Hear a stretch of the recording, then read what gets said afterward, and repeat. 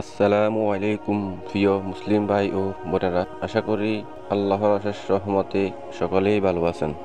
আজ আমি আপনাদের এমন একটি আমলের কথা বলবো যা করলে আল্লাহ তাআলা জান্নাতের দরজা খুলে দেন। আমলটি খুবই ছোট, কিন্তু এর ফজিলত আকাশচুম্বী।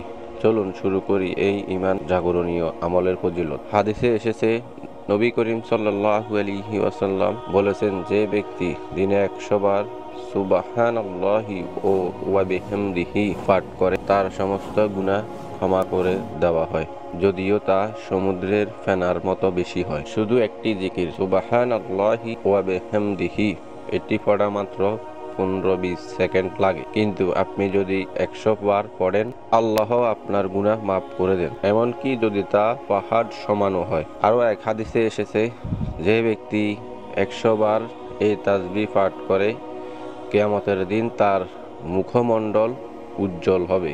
এটি এমন একটি আমল যা ঘুম থেকে উঠে, হাঁটতে, গাড়িতে, এমনকি রান্না করতে করতে করা যায়। ভাবুন তো, আপনি প্রতিদিন মাত্র 5 মিনিট সময় বের করে 100 বার বলেছেন সুবহানাল্লাহি ওয়া বিহামদিহি, আর এর বিনিময়ে আপনার গুনাহ মাফ হচ্ছে। কিয়ামতের দিন মুখ উজ্জ্বল হবে, জান্নাতের দরজা খুলে যাবে। এটা যেন আল্লাহর পক্ষ থেকে একটি বিশেষ অফার, শুধু তাদের জন্য যারা একটু সচেতন। এটি এমন এক আমল যা নবীজি সাল্লাল্লাহু আলাইহি ওয়াসাল্লাম নিজেও করতেন এবং সাহাবীদেরও উৎসাহিত করতেন। ভাই ও বোনেরা, আসুন আমরা আজ থেকেই এই আমল শুরু করি।